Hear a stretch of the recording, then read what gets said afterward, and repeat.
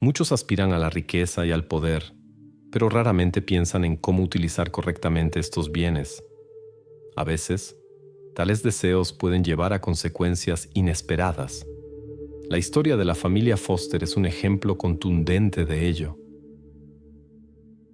Christopher y Jill Foster se instalaron con su hija Kirsty en su nueva casa 5 años antes del incidente. Su propiedad era una impresionante finca en la zona rural de Shropshire, Gran Bretaña. En el extenso terreno había un establo para caballos y un antiguo edificio de valor histórico. Había suficiente espacio tanto para la vida cómoda de la familia como para sus queridos caballos y perros. El matrimonio consideraba este lugar un verdadero paraíso. Los Foster eran una familia muy unida. Siempre permanecían juntos y disfrutaban del tiempo en compañía, donde quiera que estuvieran. Pero el sábado 26 de enero de 2008, su idilio se vio perturbado. Se declaró un incendio en la propiedad. Los vecinos notaron las llamas que salían por las ventanas rotas y llamaron inmediatamente al número de emergencia 999. Cuando llegaron los bomberos, el fuego ya ardía con toda su fuerza.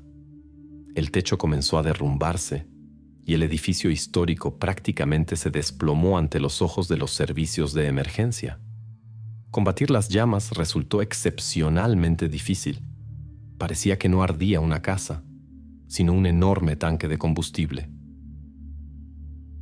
Después de que el fuego fue controlado, los servicios de emergencia descubrieron montañas de materiales de construcción quemados.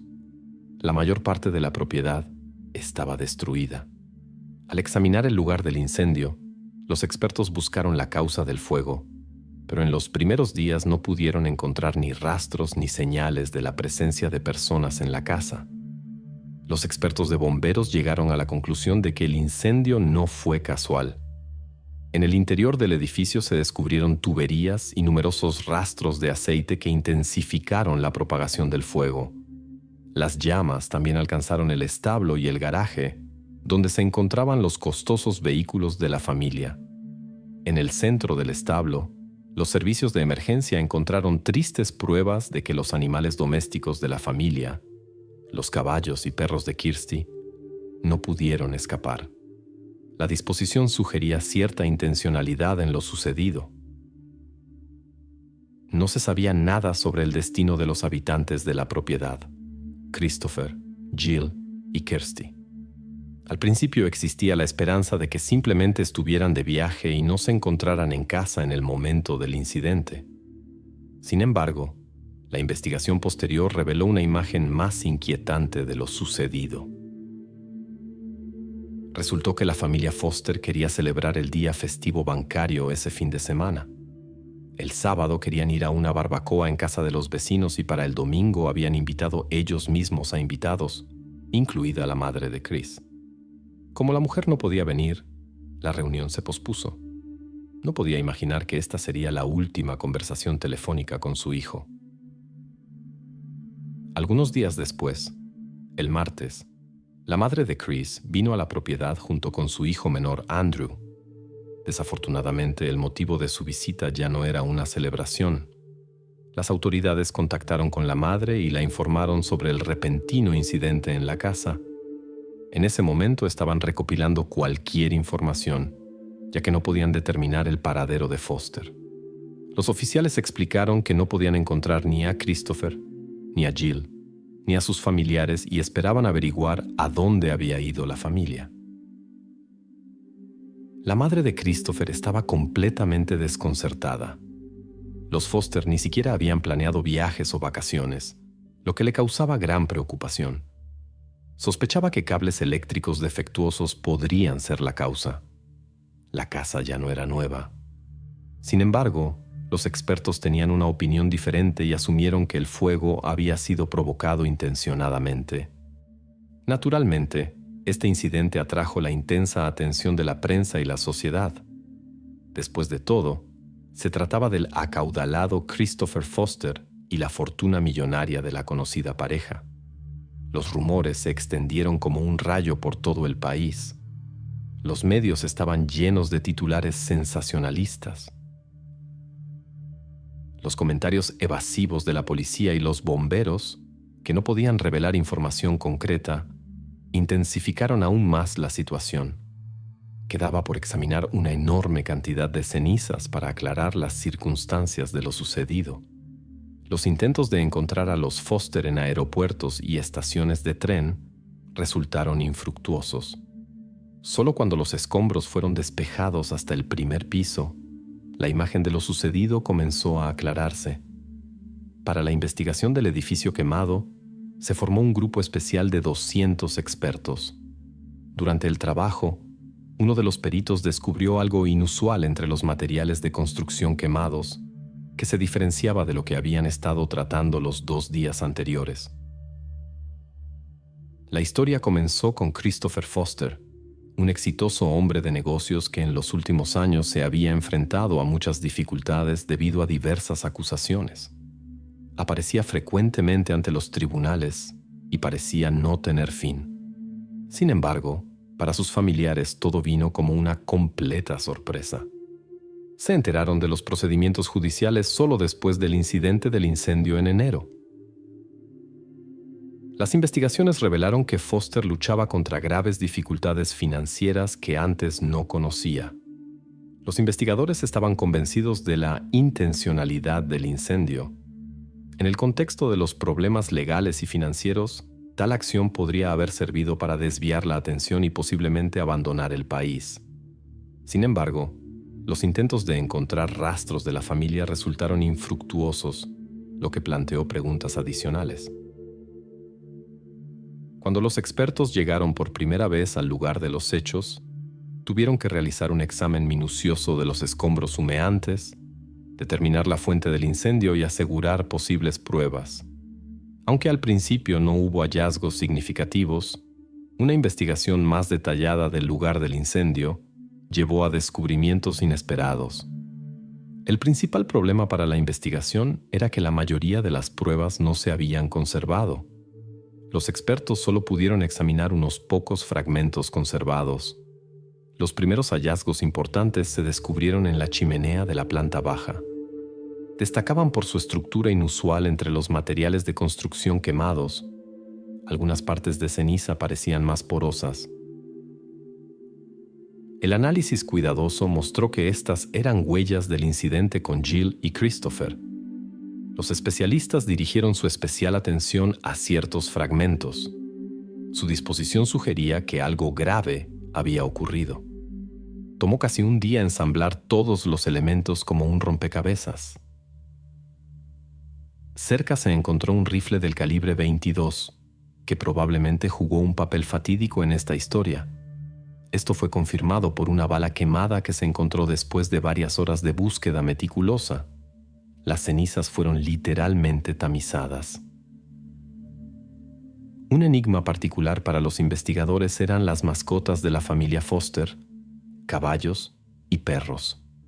Era incomprensible por qué se había infligido sufrimiento a los animales. Este desarrollo de los acontecimientos confundió a los investigadores, que nunca antes se habían enfrentado a incidentes tan misteriosos en esta tranquila zona. Sus sospechas se volvían cada vez más inquietantes. El primer avance importante vino después del examen de las grabaciones de vigilancia de la casa. Los dispositivos de almacenamiento de datos habían sobrevivido milagrosamente. Antes del estallido del fuego, las cámaras habían registrado la presencia de un hombre desconocido, aunque la calidad de la grabación dejaba mucho que desear, lo que dificultaba una identificación precisa. La figura misteriosa se movía varias veces entre el establo y la casa, con un rifle con una especie de dispositivo en el cañón en las manos. La grabación mostraba cómo el extraño decidió sobre el destino de las mascotas antes de regresar a la villa. Los eventos posteriores dentro del edificio quedaron fuera de la grabación. La tarea principal se convirtió en la identificación de esta persona, y los investigadores dirigieron todas sus fuerzas a resolver este enigma. Finalmente, el vecino de la familia Foster pudo identificar a la persona en la grabación. El oficial de seguridad sospechaba que la persona en la grabación era el cabeza de familia, Christopher. Para los investigadores, esta versión parecía increíble, pero todos notaron el sorprendente parecido de la persona en el video con el millonario. El desconocido iba y venía varias veces entre los establos y la casa, después de lo cual aparecieron las primeras señales de fuego. Los expertos llegaron a la conclusión de que se trataba de un incidente trágico en la familia. Sin embargo, no estaba claro dónde estaba Kirsty, ya que no fue encontrada en la primera investigación de la casa. Kirsty era vivaz y activa, le apasionaba la natación y la vela, y se llevaba excelentemente con perros y caballos. Dada la situación, muchos esperaban que hubiera podido salvarse. Desafortunadamente, la realidad resultó ser diferente. Los trabajos de búsqueda en la casa duraron aproximadamente 9 días. Kirsty estaba en su habitación infantil. Cuando el fuego dañó las vigas del techo, su cama se desplomó hacia abajo. Era notable que hubiera tenido la posibilidad de abandonar la casa, ya que estaba lejos de la fuente del incendio. Sin embargo, no se encontraron rastros de intento de fuga, lo que indicaba tristes circunstancias antes del inicio del fuego. El hallazgo en las ruinas incendiadas fue un nuevo shock para los familiares de la familia Foster. Amaban mucho a Kirsty y esperaron hasta el último momento su rescate. El estado de las pruebas encontradas era extremadamente malo, como en el caso de Jill. Los expertos tuvieron que trabajar con especial cuidado y usar cepillos especiales para la recolección de materiales para análisis. Para este momento, los investigadores habían desarrollado su propia imagen de los eventos de aquella noche del 26 de agosto en la casa Asbastan, en Maesbrook. En su opinión, Christopher Foster había cometido algo irreversible contra su familia y las mascotas. Luego había provocado un incendio y decidido no permanecer con vida. Esta versión fue confirmada por muchos hechos, incluyendo las grabaciones de las cámaras de vigilancia, uno de los pocos testimonios irrefutables. Sin embargo, había una contradicción grave. Ninguno de los conocidos de Christopher podía creer en su participación en el incidente. Era un empresario exitoso, esposo atento y padre amoroso. Ahora había que descubrir qué lo había llevado a la decisión de destruir todo a su alrededor, incluyendo las mascotas y la colección de automóviles. Los familiares de Jill y Christopher eran los que más querían obtener respuestas. Todo el país seguía las investigaciones, y lo sucedido conmocionó a todos. Christopher mantenía estrechas relaciones con todos los familiares, incluida la familia de su esposa. Los Foster parecían una familia modelo. El padre siempre estaba al lado de Kirsten y la acompañaba incluso al río junto a la propiedad, donde le gustaba saltar desde el columpio. Su cuidado por su hija y atención hacia su esposa le ganaron el respeto de sus semejantes. Por eso los acontecimientos siguientes fueron un verdadero shock para todos los que conocían a esta familia. Los investigadores hablaron con los familiares y amigos de la familia Foster.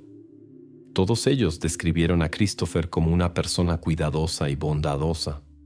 El shock por lo sucedido fue tan grande que la gente, incluso al mostrarles las grabaciones de vigilancia donde se veía a Christopher con un arma, no podían creer a sus ojos. Además de su reputación como padre de familia ejemplar, Christopher era conocido por su determinación. Esta característica se manifestó en él desde joven. La familia estaba orgullosa de sus éxitos, y él siempre siguió siendo un apoyo confiable para sus familiares. El hombre tenía una pasión especial por el fuego, que más tarde determinaría su carrera profesional. A finales de los años 80, ocurrió un incidente grave en una plataforma petrolera. Cuando Christopher vio el informe sobre esto en la televisión, quedó profundamente impresionado por los acontecimientos. Después de un incidente trágico que afectó a más de 100 personas, Chris tomó una decisión importante. Planeó desarrollar un nuevo tipo de revestimiento protector para torres petroleras que podría prevenir tales incidentes en el futuro. Este pensamiento lo ocupaba por completo. Después de experimentar con diferentes composiciones, finalmente desarrolló una masa selladora especial. A altas temperaturas, el material no se inflamaba, sino que formaba una capa protectora con una estructura crujiente característica. Después de obtener la patente para su invención, Chris se enfrentó a un nuevo desafío. Tenía que probar la eficacia a los inversores potenciales. Arriesgó todo lo que tenía y organizó una gran demostración. Foster recreó condiciones similares a un accidente en una plataforma petrolera. Con sus propios recursos contrató expertos para la evaluación y a los bomberos. Su invención mostró resultados impresionantes durante las pruebas. El paso valiente dio sus frutos. Los banqueros e inversores decidieron apoyar el proyecto. El éxito superó todas las expectativas. Pronto Christopher tuvo tanto éxito que tenía dificultades para distribuir las ganancias obtenidas. Su empresa ganaba millones en un día con la instalación de sistemas de protección en la industria petrolera. Con el tiempo, el poder y la riqueza cambiaron el carácter del protagonista principal de esta historia. Christopher comenzó a exhibir ostentosamente su riqueza. Se llamaba a sí mismo multimillonario y gastaba sumas impresionantes para llamar la atención. La familia Foster era conocida por sus fiestas lujosas, que a veces costaban más de 20,000 libras esterlinas. Gradualmente, la situación se volvió más tensa. Jill comenzó a dudar de la fidelidad de su esposo. Los conocidos de Chris afirmaban que durante su matrimonio había tenido relaciones con al menos 8 mujeres. Jill, una ama de casa simple y crédula, no notaba estas historias. Christopher ocultaba fácilmente sus aventuras a su esposa, aprovechando su ingenuidad. Continuaré con la traducción en la siguiente parte debido al límite de caracteres. La caza y la pesca se convirtieron en su verdadera pasión. Junto a la casa se extendían grandes áreas boscosas donde Chris podía cazar faisanes a voluntad. Su entusiasmo por el rifle lo llevó a frecuentes excursiones al bosque, hasta 4 veces por semana, a veces más.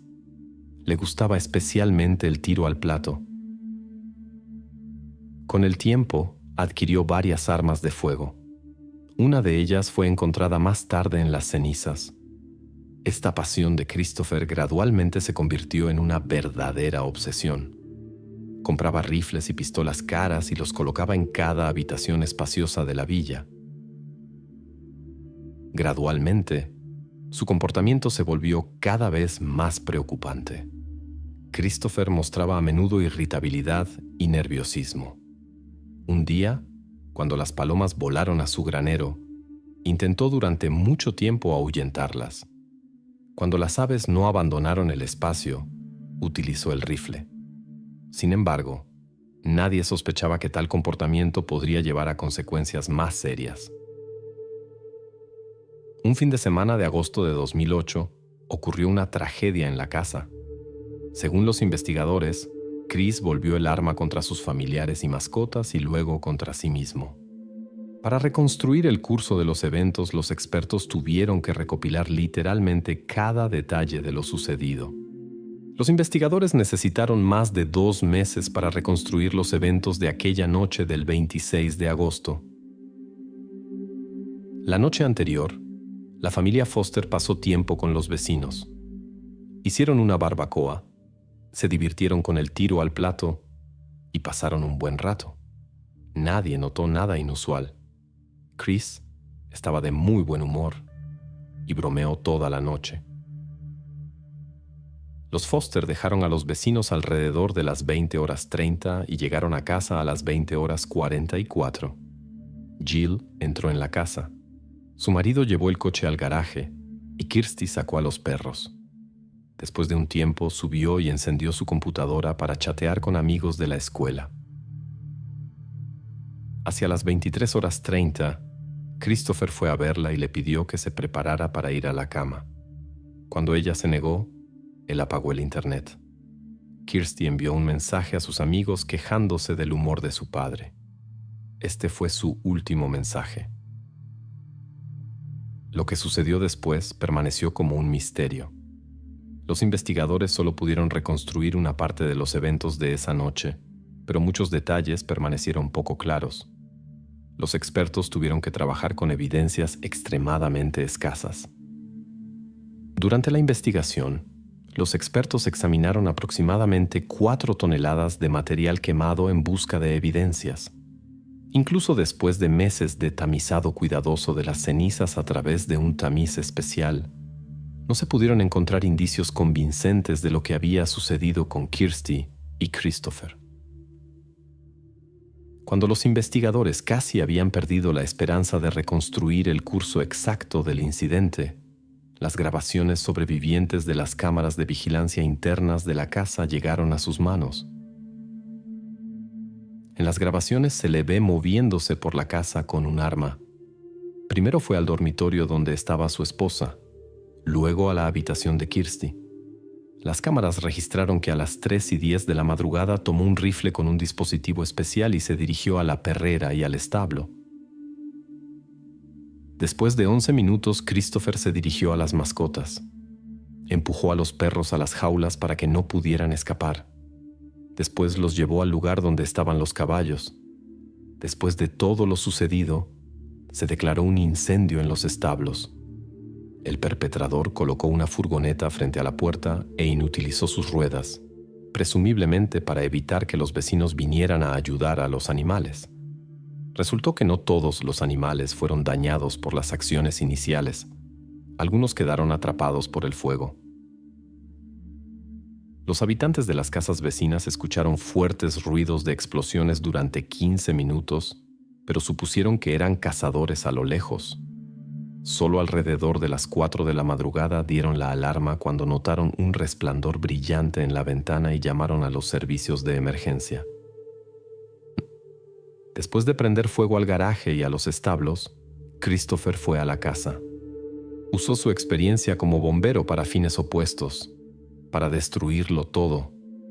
Para ello, tendió mangueras en la casa y bombeó unos 200 litros de aceite desde el sótano, donde se almacenaban líquidos técnicos. También se usó aceite en los establos, pero en menores cantidades. Debido a la falta de combustible, los daños no fueron tan significativos. Muchos animales quedaron ilesos, lo que ayudó a los investigadores a reconstruir el curso de los eventos. Después del incendio del edificio económico con las mascotas, Christopher se apresuró a la sala de estar en la planta baja, donde derramó y encendió aceite. Luego, subió al dormitorio. En el dormitorio conyugal hubo un incidente con un arma de fuego. Sin embargo, debido al fuerte desarrollo de humo, no se puede descartar otra causa.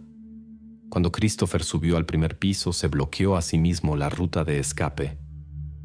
El motivo de su acto permaneció poco claro. Uno de los vecinos ayudó a los investigadores a entender las posibles razones. Notó peculiaridades en el comportamiento reciente de Christopher. Apenas salía de casa, solo se ocupaba de las tareas domésticas y no parecía estar dirigiendo ningún negocio. Resultó que una semana antes del incidente, se deslizó una carta a través de la puerta de la casa en Asbatán.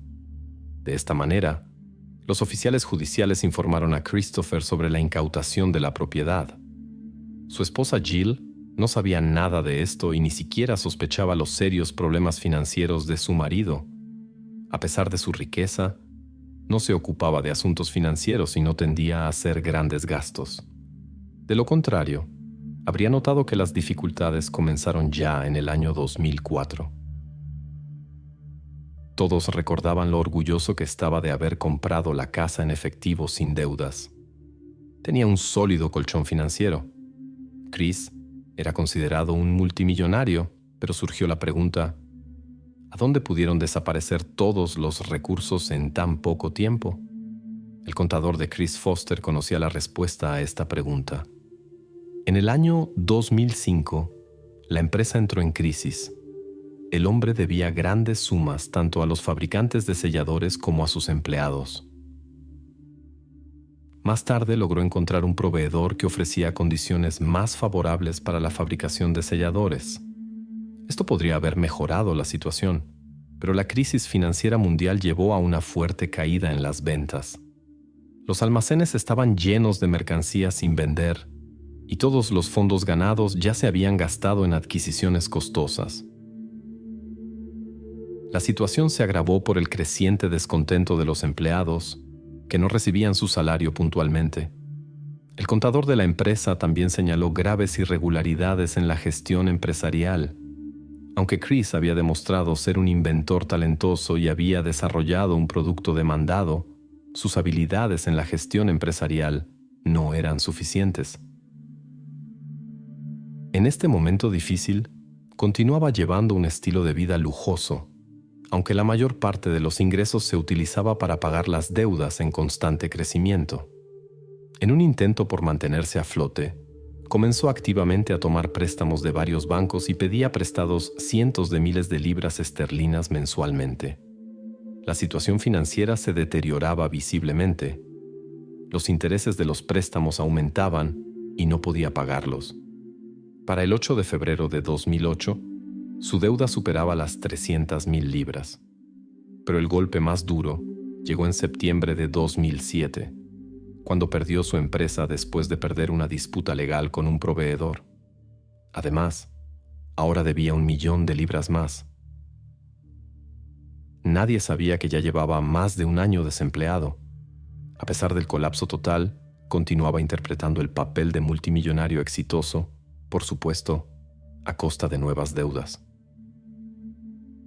Para el 22 de noviembre de 2007, su cuenta en el banco suizo estaba vacía y la deuda total había crecido a 4 millones. Incluso entonces ocultaba la verdad a todos. Chris entendía. Incluso si vendiera todo, no podría pagar a los acreedores. A veces sus verdaderos sentimientos salían a la superficie. En noviembre, por ejemplo, durante una conversación con su hermano, dejó caer la frase de que no era lo suficientemente bueno, pero no profundizó más. Este fue el último mensaje de Christopher antes del incidente. El hermano no le dio importancia a estas palabras y pensó que Chris simplemente estaba de mal humor o había bebido demasiado. Después de descubrir todas las circunstancias, quedó poco claro por qué no solo él mismo, sino también toda la familia, las mascotas y la fortuna millonaria tenían que verse afectados. Como se descubrió más tarde, Christopher había compartido sus problemas con socios comerciales. No entraba en detalles, pero sus declaraciones eran inquietantes y sombrías. De hecho, hubo intentos de lidiar con la situación. 5 meses antes del fatídico fin de semana, el médico le recetó a Christopher antidepresivos que mejoraron levemente su estado. Sin embargo, el viernes antes del incidente, visitó sitios web relacionados con la despedida de la vida.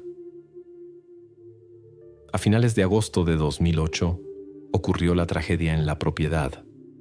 Algunas horas después del incendio, llegaron los oficiales judiciales para hacer inventario, sin sospechar que ya no había nada que inventariar. Las investigaciones revelaron que Christopher y Jill no estaban en la chimenea. Llegaron allí después de que la cama quemada del primer piso se cayera a través del suelo quemado. Un detalle notable. Antes de la decisión final, Chris se acostó junto a su esposa y la abrazó. Aparentemente, hasta el último momento sentía afecto por sus seres queridos y quería estar con ellos. Los expertos identificaron características de comportamiento típicas de los llamados destructores de familias. Personas que al decidir quitarse la vida, se llevan todo lo que es importante para ellos. Desafortunadamente, debido a los graves daños, los expertos no pudieron determinar la secuencia exacta de los eventos esa noche. Si Christopher usó el arma contra sí mismo, o simplemente se quedó en la casa en llamas con su esposa. Estas preguntas quedaron sin respuesta. 4 meses después del incidente, el funeral de la familia Foster tuvo lugar junto a la iglesia del pueblo. Los familiares de Jill insistieron en un entierro separado para Christopher, mientras que madre e hija fueron enterradas juntas. Los parientes más cercanos de Jill no podían perdonar el acto de Christopher. Además, había privado a todas las personas de la posibilidad de obtener una compensación. que habían sufrido por sus manipulaciones financieras, y eran docenas. Los parientes de Chris creían que no había podido soportar la presión de las circunstancias. El éxito se le había subido a la cabeza, gastaba demasiado y se creía invulnerable. Después de crear un mundo de lujo y prosperidad, no pudo soportar su colapso. Christopher no pudo lidiar con la realización de que él mismo era la razón del colapso. Desafortunadamente, el precio de su colapso fue desproporcionadamente alto. Las relaciones familiares a veces albergan sentimientos complejos que pueden llevar a consecuencias impredecibles. En la pequeña ciudad italiana de Avetrana, donde vivían aproximadamente 6,000 personas, todos se conocían entre sí y las noticias se propagaban rápidamente. Aquí vivía Sara Scazzi, de 15 años, a quien los lugareños recordaban como una estudiante excepcionalmente enérgica y llena de vida. Su carácter vivaz destacaba incluso entre sus activos compañeros de edad. Mantenía su bondad a pesar de tener una naturaleza firme y decidida, lo que a menudo le ayudaba en diversas situaciones. El 26 de agosto de 2010, Sara planeaba encontrarse con su prima Sabrina Miseri. Las jóvenes querían ir a la playa con un grupo de amigas. La distancia entre sus casas era de solo 600 metros. Sara salió temprano, con la intención de llegar a las 14 horas. Normalmente le tomaba unos 10 minutos llegar a casa de su prima por el tranquilo vecindario, pero esta vez algo salió mal. Sara se retrasó, lo cual no correspondía en absoluto a su carácter puntual. Habían acordado reunirse antes para esperar juntas a las demás y prepararse para el viaje. A las 14:42, dos amigas más se unieron a Sabrina, pero Sara aún no había llegado. La primera contó que ya había intentado contactar a Sara varias veces, pero todas las llamadas y mensajes quedaron sin respuesta. Para confirmar sus palabras, Sabrina marcó el número nuevamente, sin éxito. Esto causó preocupación entre todas las jóvenes. El viaje estaba en duda, y ahora era importante descubrir la razón de la desaparición de su amiga. Las amigas decidieron recorrer la ruta de Sara. Cuando llegaron a su casa, no encontraron rastros, como si se hubiera desvanecido en el aire. Tampoco estaba en casa. La madre preocupada confirmó que su hija había salido de casa hace más de una hora y debería haber llegado hace tiempo a casa de su pariente. La angustiada mujer también recorrió la ruta habitual de su hija, pero no encontró pistas. Después de varias horas de silencio, la madre acudió a la policía. Los agentes comenzaron inmediatamente la búsqueda. Determinaron el área de búsqueda, verificaron la ruta conocida, luego ampliaron el área, pero no encontraron señales de ningún incidente. Paralelamente, los investigadores interrogaron a los familiares de la joven, familia, vecinos, compañeros de clase y otros habitantes de la ciudad, y verificaron todas las posibles fuentes de información. Inicialmente, se consideró la versión de un secuestro con fines de rescate, suponiendo que el perpetrador había borrado cuidadosamente las huellas. Sin embargo, esta versión pronto fue descartada. En una pequeña ciudad italiana vivía Sara, una chica de una familia común. Fue criada por su madre soltera, mientras que su hermano mayor trabajaba como albañil en Milán. La modesta prosperidad de la familia descartaba la versión de motivos egoístas de la desaparición. La suposición de una partida voluntaria de casa tampoco se confirmó. Sara tenía una excelente relación con su familia y amigos, y tampoco tenía a dónde ir. Los carabinieri continuaron la búsqueda persistentemente. El 6 de octubre de 2010, después de un mes y medio, encontraron a Sara en la zona rural de Avetrana. Inicialmente, la investigación estaba en un punto muerto. Nadie del entorno cercano podía recordar ningún conflicto en la vida de Sara. Parecía que no tenía enemigos. Sara llevaba un estilo de vida saludable, Evitaba compañías dudosas y situaciones de riesgo. Buscando pistas, los investigadores examinaron sus redes sociales. Sin embargo, los perfiles resultaron ser típicos de una adolescente: fotos y publicaciones mínimas. La madre entregó a los investigadores el diario personal de Sara con la esperanza de encontrar pistas importantes. Y de hecho, allí se encontraron detalles interesantes. Sara confiaba sus pensamientos más íntimos al cuaderno. En 2010, Sara Scazzi, de 15 años, era estudiante de secundaria. Estaba muy unida a su prima Sabrina Miseri, de 22 años, que trabajaba como cosmetóloga. Compartían un interés común en la industria de la belleza, donde Sara soñaba con una carrera. Se llevaban de maravilla hasta que Iván Russo entró en sus vidas. El hombre de 27 años era amigo de la familia Scazzi. Sabrina se sintió inmediatamente atraída por él y buscaba una relación. A pesar de la gran diferencia de edad, Sara también sentía simpatía por Iván. Para ella, probablemente era la búsqueda de una figura paterna, ya que su padre biológico había abandonado a la familia cuando ella era muy joven. Entre ellos se desarrolló una conexión especial. La calidez en la relación entre Iván y Sara no pasó desapercibida para Sabrina, quien se vio abrumada por los celos. Los conflictos entre las primas se multiplicaron. Poco antes de la desaparición de Sara, hubo una seria discusión frente a testigos.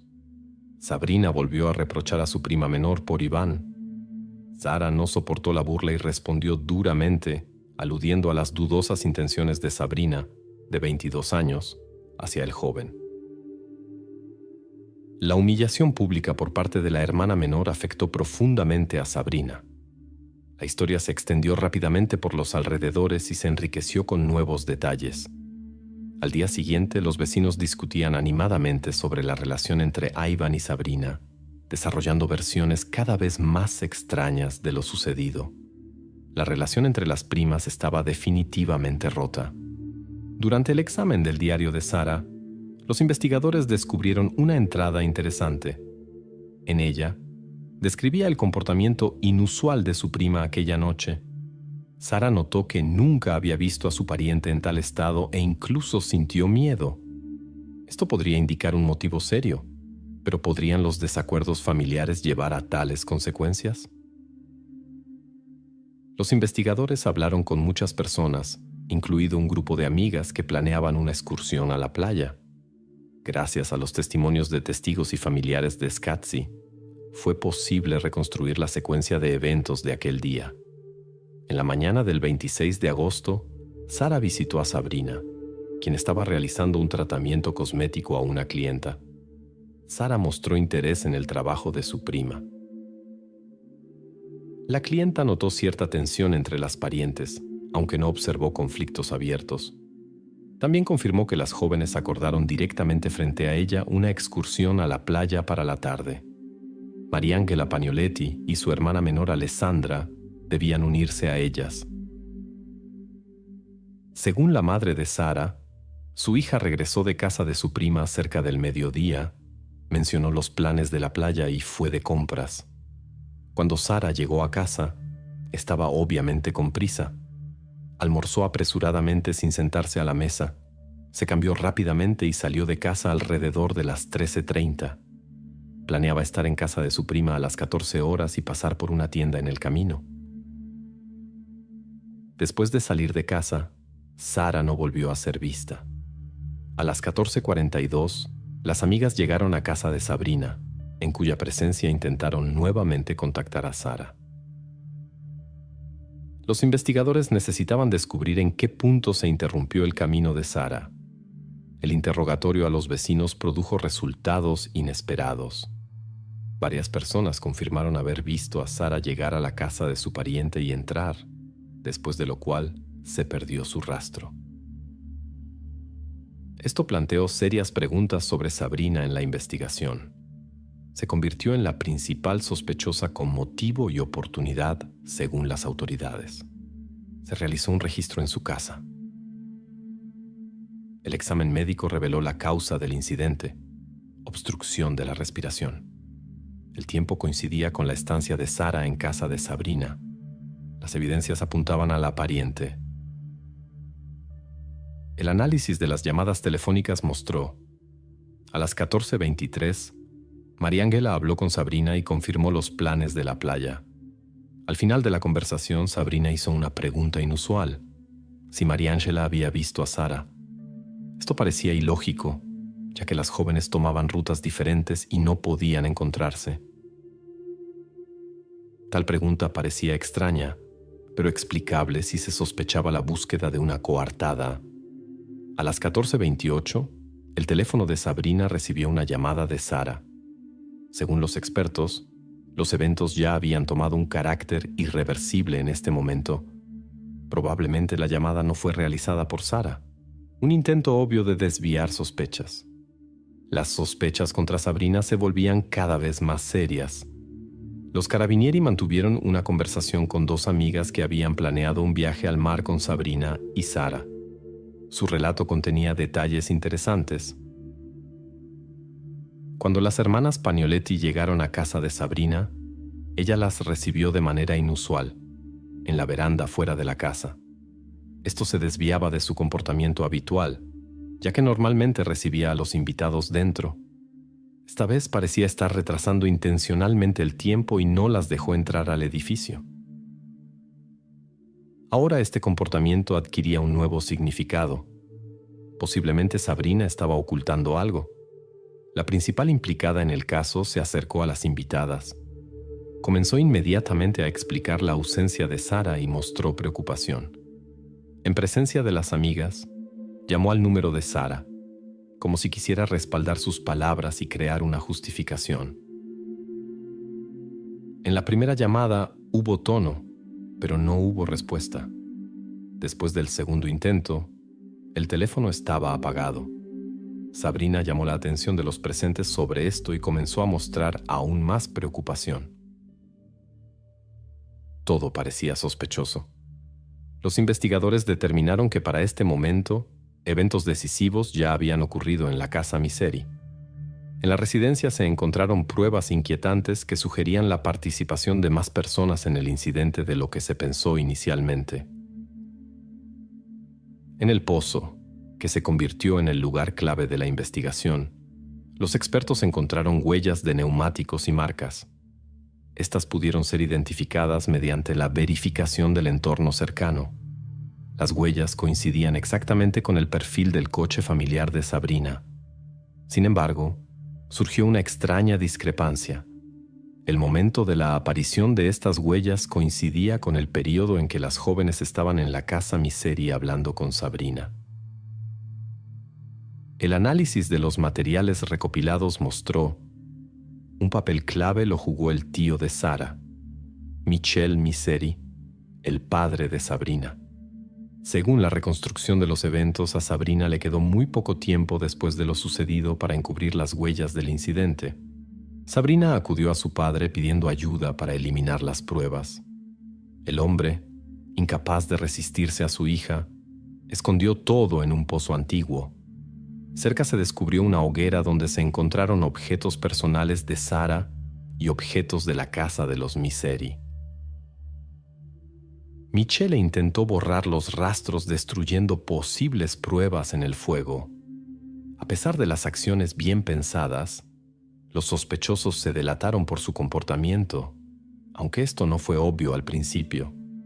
Después de la denuncia por desaparición, Sabrina y su madre, Casima Serana, participaron activamente en la búsqueda.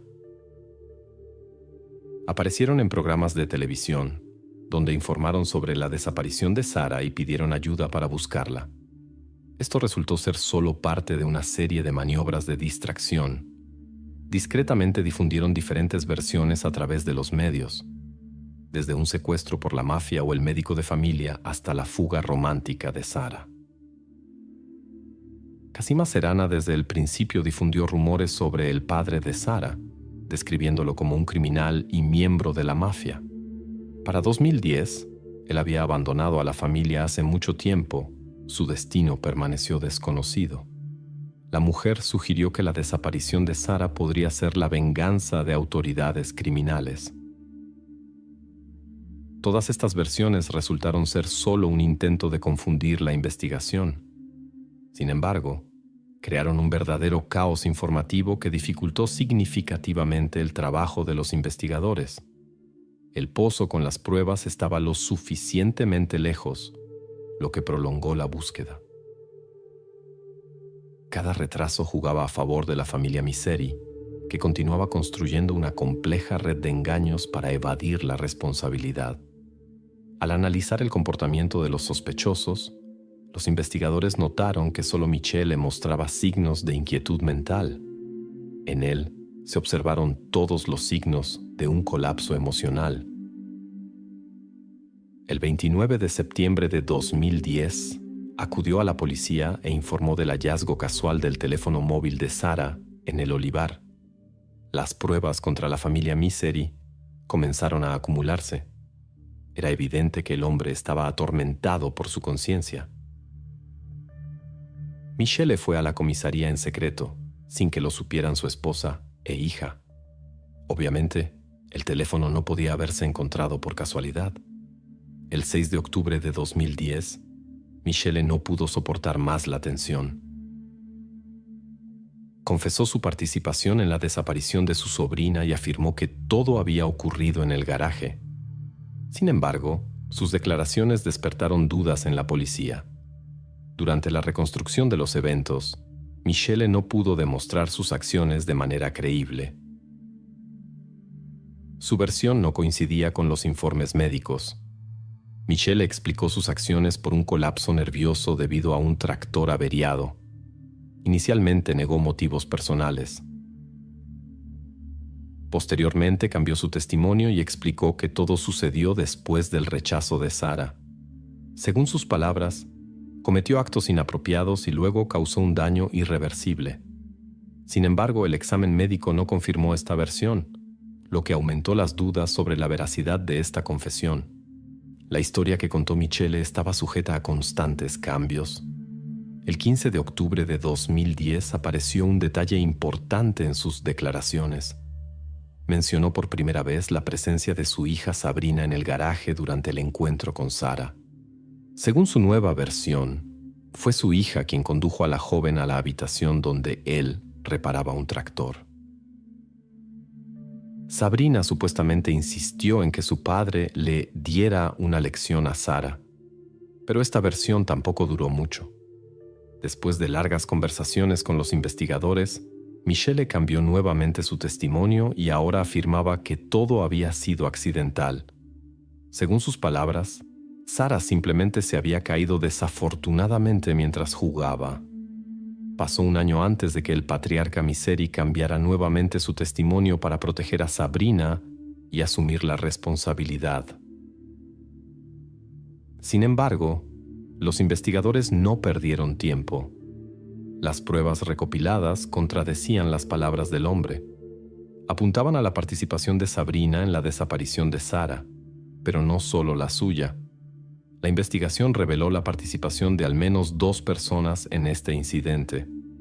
Surgió la pregunta sobre la identidad del segundo participante. La madre de Sabrina, Cosima Serrana, no llamó la atención de los investigadores durante mucho tiempo, a pesar de su extraño comportamiento durante las entrevistas televisivas. El examen médico mostró que Sara apenas se resistió. Esto sugería ya sea la sorpresa del evento o la presencia de varias personas. Uno podría haber sujetado a Sara sin darle la oportunidad de defenderse. Las pruebas indicaban la presencia de 3 o 4 personas en la casa. Sara y 2 o 3 participantes más. Sorprendentemente, toda la familia estaba involucrada en el plan de Sabrina.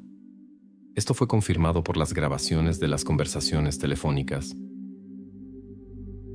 El 4 de octubre de 2010, pocos días después de que Michele entregara el teléfono de Sara a las autoridades, Sabrina contactó a su madre. Expresó preocupación por las huellas dactilares en las teclas del teléfono, dejadas durante la simulación de llamadas. Las mujeres también discutieron sobre posibles rastros en la casa y en la parte trasera del garaje, donde presuntamente ocurrió todo. Para verificar las sospechas, los carabinieri rastrearon los teléfonos de todos los involucrados. Se sospechaba que Sara había sido sujetada por Michele o Sabrina. La confirmación de la presencia de Cosima Serrana en el garaje en ese momento fue sorprendente.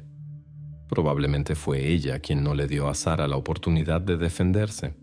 El día después del incidente, dos mujeres fueron al área donde más tarde se encontraría una prueba importante en un antiguo pozo. Explicaron su visita con el deseo de ver el viñedo que pertenecía a Valentina Miseri, otra hija de Cosima. Sin embargo, su explicación despertó dudas. El viñedo estaba demasiado lejos y nunca llegaron a él. En su lugar, las mujeres permanecieron cerca de este pozo y luego se dirigieron a un lugar donde, como se descubrió más tarde, se destruyeron pruebas importantes. Las declaraciones de varios testigos confirmaron la versión de los investigadores sobre el comportamiento inusual de Sabrina después de la desaparición de su hermana. A pesar de la estrecha relación anterior que se había deteriorado debido a un conocido en común, la sospechosa hablaba de Sara con sorprendente frialdad, lo que conmocionó a toda la familia. El caso atrajo gran atención pública. Varios rumores inquietantes circulaban por la ciudad, y muchos testigos probablemente no querían tener nada que ver con esta investigación.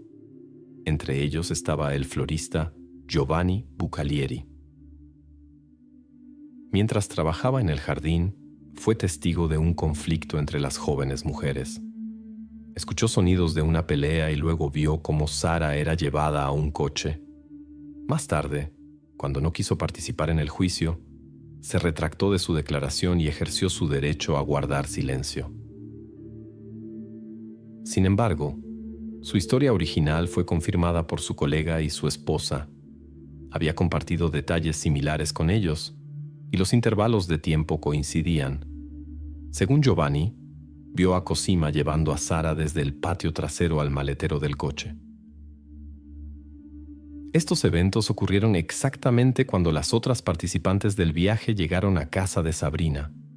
Las recibió en el porche e intentó evitar que las jóvenes mujeres entraran en la casa y vieran lo que estaba sucediendo en el patio trasero. Las inconsistencias en las palabras de la sospechosa fueron reveladas por uno de sus primos. Poco después de la desaparición de Sara, habló con su hermana, quien describió en detalle la ropa de la estudiante. Sin embargo, en la policía había declarado que la desaparecida no había venido a verla después del almuerzo. La descripción de la ropa coincidía completamente, aunque la joven se había cambiado antes de salir. Sabrina no podría haber sabido esto sin haber visto a Sara personalmente, lo que claramente indicaba una mentira en su declaración. Los procedimientos judiciales comenzaron el 10 de enero de 2012 y se prolongaron mucho más de lo previsto inicialmente. Durante el proceso, salieron a la luz nuevas circunstancias que revelaron las verdaderas intenciones de las mujeres acusadas. Una atención especial atrajo una foto de Sara que fue enviada a Iván Russo un día antes del fatídico evento. La fiscalía utilizó esta imagen como prueba de la participación de Sabrina. Los investigadores determinaron que Sabrina tenía un interés romántico en el joven y estaba celosa de Sara. Durante el interrogatorio, Iván describió sus relaciones con ambas jóvenes como amistosas, casi familiares. Según sus palabras, Sara lo veía como una figura paterna y envió la foto solo para mostrar su nuevo peinado. Con Sabrina, mantenía una relación amistosa, bastante cercana, pero nada más. Aunque más tarde ella comenzó a hacerle cumplidos muy sinceros. Algunos días antes del incidente, Iván decidió cortar el contacto con la persistente Sabrina. No le gustaba su comportamiento intrusivo, y la joven en sí no le atraía. Iván enfatizó que esta decisión no tenía nada que ver con Sara. La fiscalía logró reconstruir la cronología exacta de los eventos, a pesar de los intentos de los involucrados de borrar las huellas. Sabrina y Cosima fueron consideradas responsables de la desaparición de Sara. Michele Miseri recibió 8 años por encubrir evidencia. Continuó asumiendo la culpa, pero los investigadores probaron que su único papel fue la destrucción de evidencia. El 20 de abril de 2013, el tribunal anunció el veredicto. Sabrina Miseri y Cosima Serrana recibieron cadena perpetua. No estuvieron de acuerdo con la decisión y el abogado apeló inmediatamente. El nuevo juicio comenzó el 16 de noviembre de 2014. En las audiencias preliminares se estableció que las acusadas debían permanecer bajo custodia durante todo el proceso. Las conversaciones entre los cómplices fueron examinadas particularmente a fondo, incluyendo la primera conversación entre Sabrina y su padre después de su confesión. Su comportamiento reveló la certeza de su participación. Cosima hizo declaraciones emotivas e intentó ganar la simpatía del tribunal. Mencionó lazos familiares y se refirió al primer juicio. La mujer insistió en que el caso fue fabricado para condenar a inocentes. Según sus palabras, sus familias siempre mantuvieron relaciones cordiales con los Scassi y no tenían motivos para desearle mal a Sara. En la sala del tribunal estaba presente Michele, quien persistentemente afirmaba su única culpabilidad en el caso.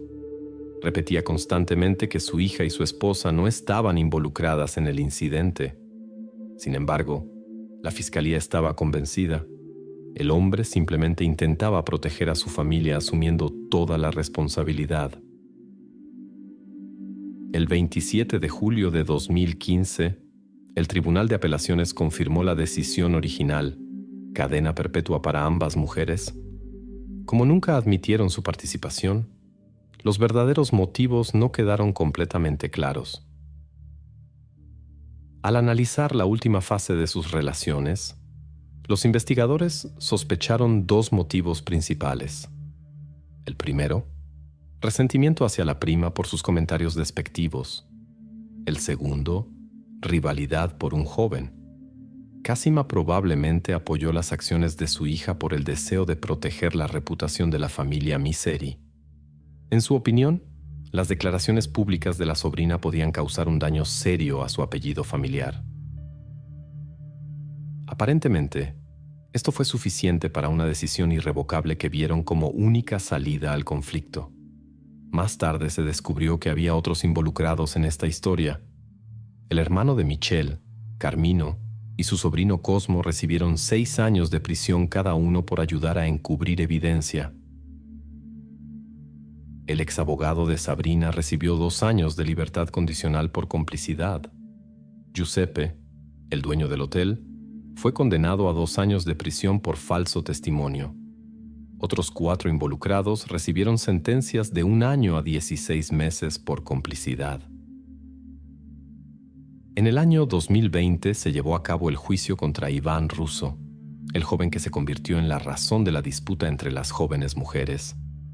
Resultó que había ocultado la verdad sobre su papel en el incidente durante 10 años. Aquel día decisivo, contrario a sus declaraciones originales, el joven se reunió con Sabrina y Sara media hora antes de la tragedia. Sus acciones contribuyeron a la intensificación del conflicto entre las jóvenes mujeres. Por falso testimonio, Iván fue condenado a 5 años de prisión, pero más tarde la sentencia fue anulada y el joven fue liberado. La mayoría de los involucrados en el caso ya han cumplido sus condenas y han vuelto a su vida normal.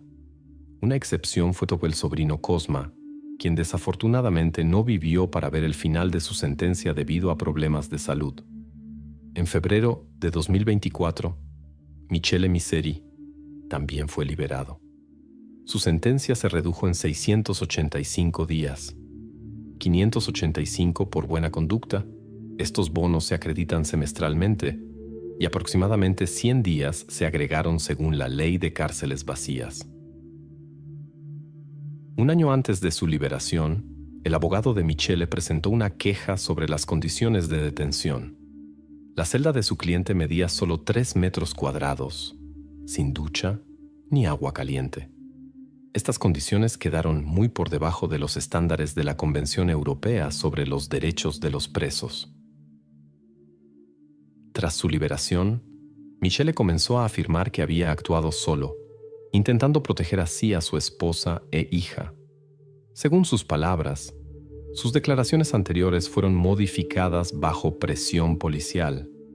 Sin embargo, incluso los familiares de Sara consideraron que el grado de su responsabilidad había sido determinado correctamente.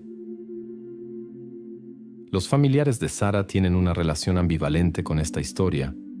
Se sabe que los primos y hombres del lado Scazzi están dispuestos a una reunión y posible restauración de las relaciones familiares con la familia Miseri. Según sus palabras, mucho depende de él mismo, pero todos están de acuerdo con la sentencia para Sabrina y Cosima y consideran que la decisión es justa. El abogado de Michele explicó el comportamiento de su cliente como un sentimiento normal de culpa hacia la familia. En su opinión, Michele está tratando de demostrarlo de esta manera y todavía espera lograr una revisión de la decisión judicial para su esposa e hija. Como contó el defensor en una entrevista, desde su liberación Michele escribe cartas diariamente a Cosima y Sabrina, pero hasta ahora no ha recibido respuesta. Actualmente, las opiniones sobre la decisión judicial están divididas. Algunos creen que Michele es el principal culpable y pudo confundir tanto la investigación que ni siquiera el sentimiento de culpa despertado ayudó a exonerar a sus familiares. Otros señalan a Sabrina y Cosima, quienes tenían un motivo serio para deshacerse de Sara. Mientras tanto, Cosima y Sabrina continúan cumpliendo su cadena perpetua. La historia de la que hablaremos nos hace reflexionar sobre el lado inquietante de la naturaleza humana. Los psiquiatras señalan que algunos perpetradores encuentran placer en perseguir a sus víctimas. Ellen Wake, cariñosamente llamada Ellie por sus seres queridos, nació en Minneapolis, Minnesota. Tenía una vida tranquila y padres cariñosos. La joven tenía inclinaciones artísticas. Le interesaba el scrapbooking, el baile. Fabricaba joyas con metales simples y amaba mucho la música. Poco después del nacimiento de Ellie, la familia Wake se mudó a West Chester, Ohio. Allí vivía con sus padres y su mascota, un gecko. Desde pequeña mostró gran curiosidad y podía incluso ensuciar su vestido más bonito cuando algo llamaba su atención. La naturaleza era su pasión. Quería explorar todo lo que la rodeaba sin preocuparse por pequeñeces como la ropa sucia. Con el tiempo, los intereses de Ellie se fueron ampliando constantemente. Comenzó a cultivar plantas, cosía hamacas y obtuvo su licencia de cosmetóloga en el verano de 2018. La joven soñaba con establecer su propio negocio y, como ella decía, hacer el mundo un poco más bonito. Todo iba bien hasta que un día Ellie recibió un mensaje desagradable de un perfil oculto en las redes sociales. Al principio no le prestó atención y pensó que era solo una broma de mal gusto. La situación se fue volviendo cada vez más preocupante. Ellie recibía mensajes extraños a diario en las redes sociales de varios perfiles desconocidos. Los intentos de bloqueo no resolvieron el problema. Apenas se eliminaba una cuenta, aparecía otra, a veces el mismo día. Una situación similar había ocurrido hace un año, pero en ese entonces todo terminó rápidamente. Después de algunos bloqueos, los mensajes no deseados desaparecieron. Ahora el desconocido mostraba persistencia y utilizaba diferentes plataformas y dispositivos, lo que causó seria preocupación en la joven, que compartió con sus familiares. Pero esto era solo el comienzo. Después de aproximadamente un mes de tal presión, Ellie recibió una grabación de video que la mostraba en su cocina. El remitente la había filmado desde fuera a través de la ventana y luego había añadido grabaciones inapropiadas de sí mismo. La situación iba claramente más allá del acoso común en Internet y tomaba un carácter amenazante. Era obvio que el acosador conocía la dirección de Ellie, por lo que decidió acudir a la policía. Discutía frecuentemente la situación con su amiga Hannah, quien estaba muy preocupada por su seguridad. Fue Hannah quien insistió en contactar inmediatamente a las fuerzas del orden y convenció a Ellie de que solo ellos podían proporcionar la protección necesaria. Después de esto, Ellie fue a la estación de policía y presentó una denuncia oficial. La joven presentó a los investigadores una descripción completa de los eventos, incluyendo fotos, mensajes inquietantes y el mencionado video perturbador. Los investigadores trataron de averiguar si el acosador podría haber conocido a Ellie. Ella solo tenía una sospecha. Una de las cuentas se llamaba Mickey, y ella había conocido una vez a alguien llamado Michael. Aunque su relación no terminó bien, ella creía que él no tenía motivos para tal comportamiento. Todo había sucedido hace un año. Él había cortado el contacto hace tiempo y probablemente había seguido con su vida. Los representantes de la ley le aconsejaron tomar clases de autodefensa y evitar los paseos nocturnos. A pesar de su búsqueda de ayuda, la situación no parecía preocuparles particularmente. Después de otra queja, quedó claro. Como el desconocido formalmente no había violado ninguna ley, no podían tomar medidas. Ellie tomó las recomendaciones en serio y comenzó a asistir a clases de autodefensa junto con su madre. Sin embargo, esto no cambió la situación. Los mensajes inquietantes seguían llegando casi a diario. Los investigadores no podían rastrear la fuente de estos mensajes debido al complejo sistema de encriptación. Era obvio que el remitente ocultaba cuidadosamente su identidad. Aunque había formas de eludir la protección, esto requería una cantidad considerable de tiempo. Las fuerzas del orden no mostraron particular entusiasmo en la investigación, y Ellie tuvo que lidiar con la situación por su cuenta. Esperaba un rápido final de esta pesadilla, pero el miedo solo aumentaba. En la semana posterior a la denuncia a la policía, el desconocido apareció 2 veces cerca de la casa. Incluso la madre de Ellie lo vio. En ambas ocasiones, la mujer salió a inspeccionar el terreno, pero no encontró a nadie. Tampoco los policías patrulleros que llegaron pudieron encontrar a nadie. Desafortunadamente, la presión constante mostró sus efectos. Después de estos eventos, Ellie comenzó a temer estar sola en casa. Los amigos se quedaban a menudo a pasar la noche. También la madre trataba de estar cerca para que su hija pudiera encontrar al menos algo de tranquilidad. El misterioso acosador entraba sin esfuerzo en la propiedad sin dejar rastros. Durante este tiempo, Ellie se encontraba en un estado depresivo y sufría de insomnio. Todos sus pensamientos estaban ocupados solo con cuestiones de seguridad personal y autodefensa. Afortunadamente, después de una semana apareció una pista importante. Ellie descubrió una nueva cuenta de Snapchat bajo el nombre Mickey Mickey. Recordó que su expareja se llamaba Michael Strauss. Después de sopesar los hechos, la joven se dirigió nuevamente a las fuerzas del orden. Sin embargo, el mismo oficial ignoró nuevamente su preocupación. Según la policía, tenían casos más importantes que atender que ocuparse de los ex admiradores de la joven. La amistad de Ellie con Michael comenzó por intereses comunes: arte, música y fiestas. Pero pronto la relación se deterioró debido a su comportamiento manipulador y dominante. Michael insistía en juegos de roles extraños para los que Ellie no estaba preparada. Cuando reconoció las señales de advertencia, decidió terminar la relación después de un mes. Michael reaccionó de manera inapropiada y mostró su verdadera naturaleza. Después de una serie de mensajes desagradables, la joven cambió su número de teléfono y el contacto se cortó. Parecía que todo se había calmado. El 28 de julio de 2018, Ellie estaba escribiendo con su nuevo novio Nate. Planeaban encontrarse, pero ella estaba preocupada por los paseos nocturnos. Nate ofreció ir él mismo a su casa. Mencionó que dejaría su teléfono en casa y simplemente tocaría la puerta. Al principio Ellie dudó, ya que quería estar sola, pero todavía estaba preocupada por un posible acecho. Nate prometió protegerla y ella aceptó. Esa noche Ellie se sentía cansada y quería descansar. Por primera vez en mucho tiempo no había amigos en la casa. Realizó su ritual habitual. Revisó todas las puertas y ventanas para crear al menos una ilusión de seguridad antes de dormir.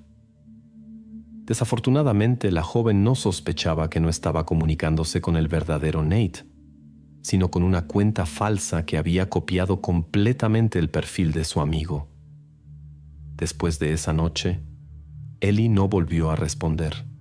Los familiares no podían contactar con la joven, y la madre, llena de preocupación, acudió inmediatamente a la policía. La mujer estaba convencida de que tenía que ver con un pretendiente insistente que había estado acosando a Ellie durante mucho tiempo. Su coche estaba intacto frente a la casa, como si no hubiera sido usado el día de la desaparición. En la casa no había rastros de su presencia.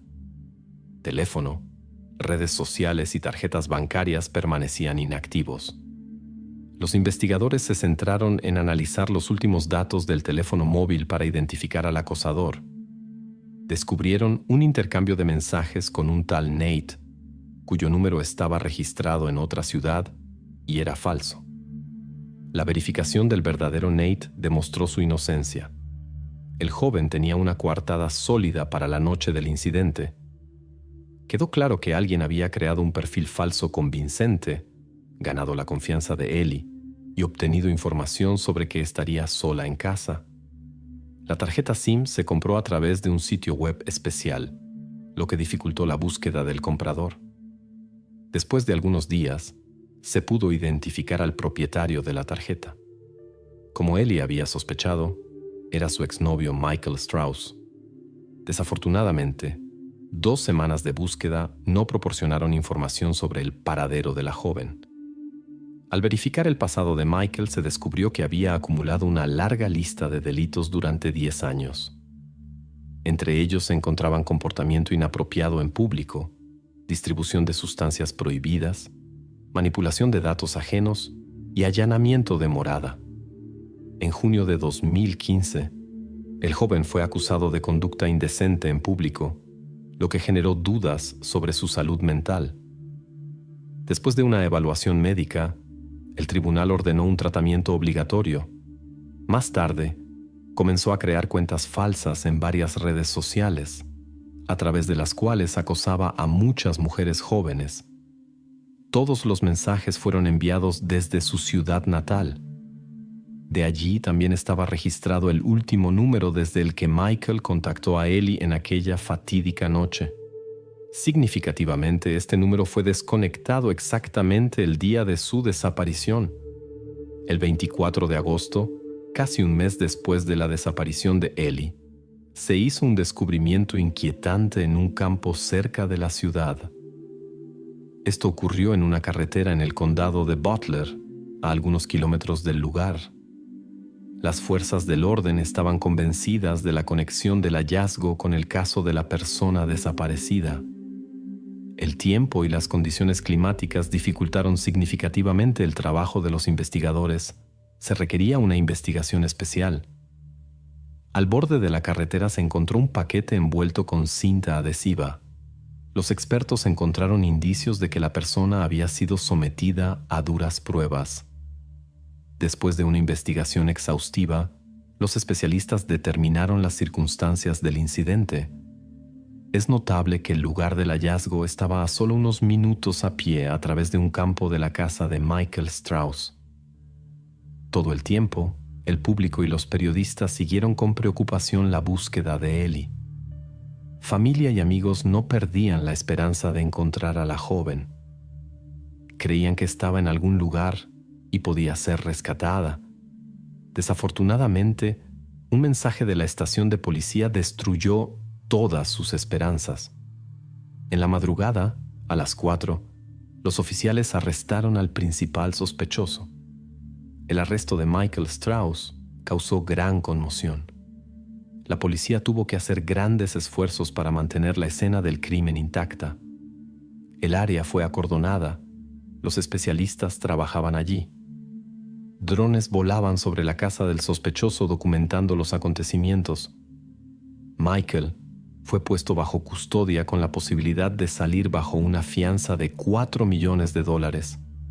Fue inmediatamente clasificado como particularmente peligroso.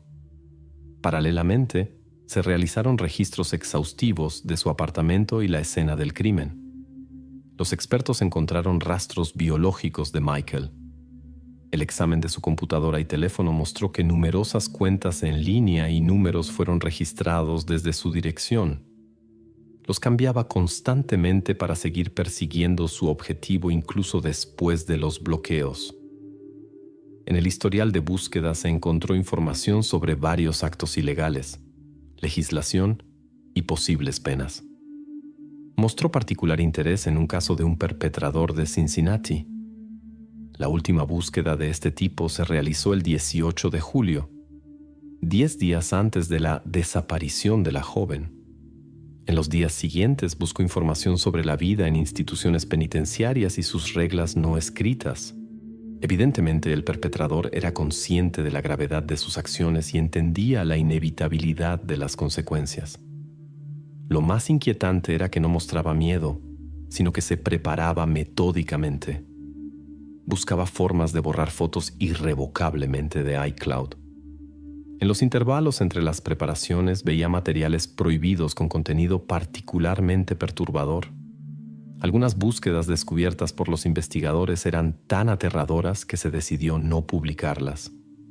Según muchos indicios, Michael representaba una seria amenaza para la sociedad, y sus acciones podrían no haberse limitado a un incidente. Como confirmación de esto, se encontraron en sus dispositivos muchas grabaciones e imágenes de mujeres que hacían deporte en parques urbanos. Probablemente observaba a aquellas que entrenaban regularmente en lugares apartados. Es muy probable que todas estuvieran en peligro y solo por casualidad evitaron un encuentro con él, a diferencia de Ellie, para quien tenía un plan especial. Sin embargo, los psiquiatras que examinaron su comportamiento también consideraron posible un escenario menos peligroso. Algunas personas con anomalías se contentan con observar a otros. Sin embargo, pronto aparecieron pruebas que confirmaron los peores temores. Michael seguía repetidamente a potenciales víctimas en coche e incluso intentó establecer contacto, pero afortunadamente las mujeres lograron escapar. Los nuevos datos necesitaban ser verificados y la lista de incidentes posiblemente ampliada. En el teléfono del sospechoso se encontró un mapa con una marca cerca del lugar donde más tarde se descubrió a Ellie. Las circunstancias parecían sospechosas y requerían verificación, pero la investigación quedó sin resultados. Después de su arresto, Michael permaneció tranquilo. Explicó sus extrañas búsquedas en Internet y los materiales encontrados como preparación para el rodaje de películas de terror. Según sus declaraciones, estaba fascinado con el cine amateur y soñaba con crear su propia obra maestra.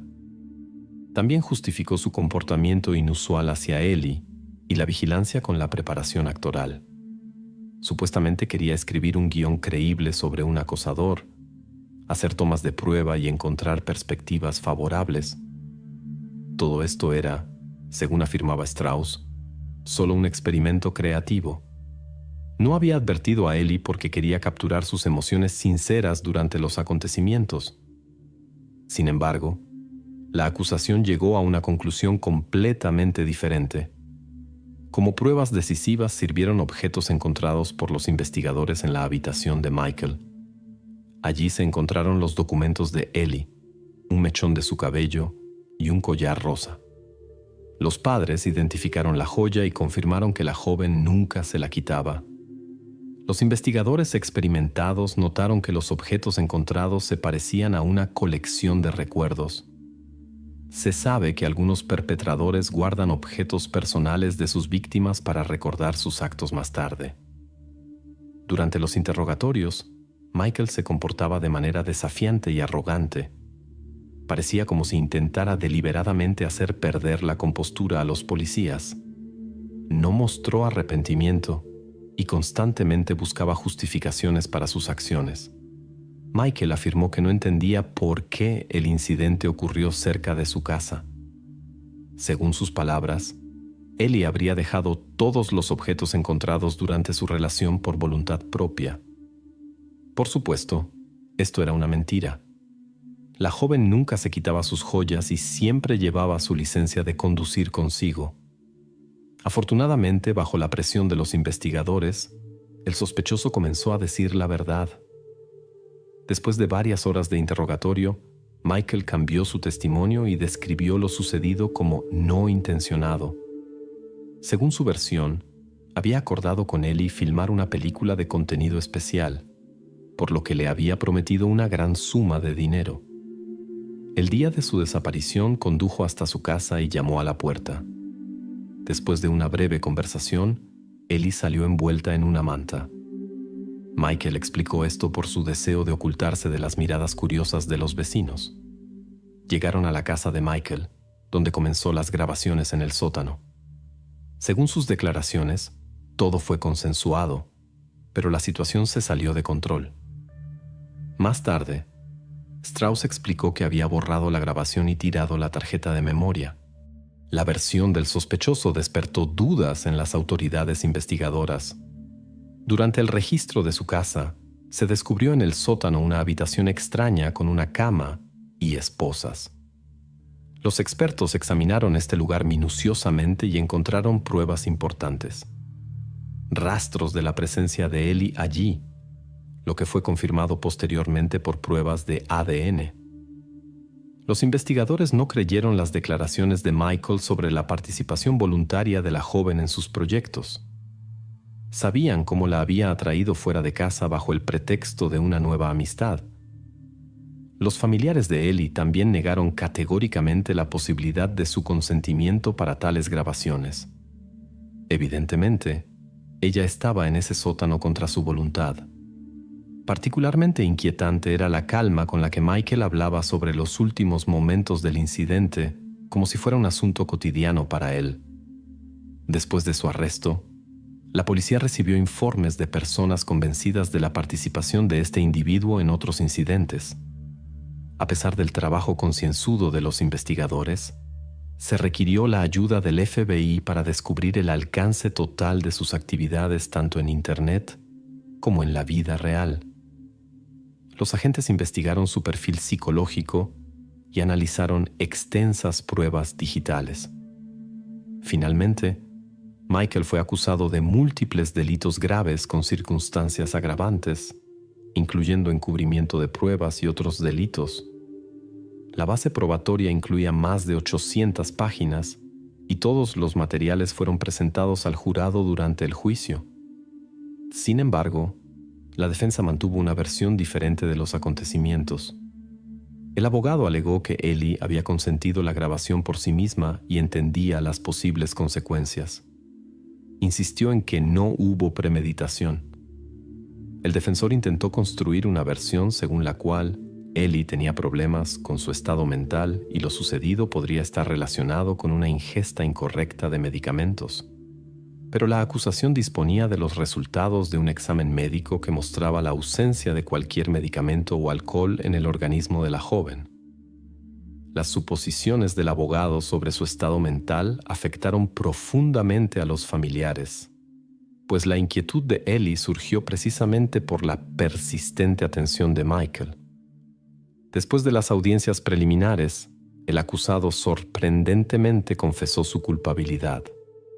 Para la familia esto significó el final de un proceso agotador. No tuvieron que escuchar todos los detalles difíciles de lo sucedido. Sin embargo, esta decisión también llevó a una reducción de la pena. Al menos 6 cargos fueron retirados como parte de un acuerdo procesal. En la sesión final, Strauss se dirigió a los familiares de Ellie con un discurso extenso y expresó su pesar por lo sucedido. Por favor, créanme de todo corazón, nunca quise hacer daño a nadie. Si hubiera una manera de cambiar todo, no dudaría en intercambiar lugares con Ellie. Los familiares de la joven percibieron estas palabras como otra manipulación. Más tarde, la madre del joven se reunió personalmente con la familia de Ellie para expresar su profundo pesar. No podía creer que durante todos estos años había criado a una persona capaz de algo así. Su remordimiento sonaba mucho más sincero. La fiscalía insistió en la pena máxima. La defensa, como era de esperar, pidió clemencia. Michael fue condenado a una larga pena de prisión con posibilidad de libertad condicional después de 15 años. Adicionalmente, recibió 1 año y medio por acoso y amenazas y 1 año por conducta inapropiada. Todas las penas deben cumplirse consecutivamente. Según el juez, el acusado merecía una oportunidad de rehabilitación. Teniendo en cuenta el tiempo ya pasado en prisión preventiva, su primera posibilidad de liberación se presentará en 2036, la siguiente en 2041. Esta decisión provocó indignación en la familia Wake. Anunciaron que estarían presentes en cada reunión de la comisión para impedir su liberación. Muchos seguían preocupados por las razones de lo sucedido. ¿Por qué Michael hizo esto 1 año después de la separación? ¿Por qué no pudo seguir con su vida? Él mismo no dio ninguna explicación clara y continuó hablando de un accidente durante la grabación. La fiscalía sospechaba que la grabación podría haberse realizado realmente, pero bajo otras circunstancias, debido a intenciones malsanas. Después del encarcelamiento de Michael, los familiares de Ellie se dirigieron a la fiscalía. Los familiares exigieron que se responsabilizara a todos los agentes del orden que no pudieron ayudar a la joven cuando pidió protección.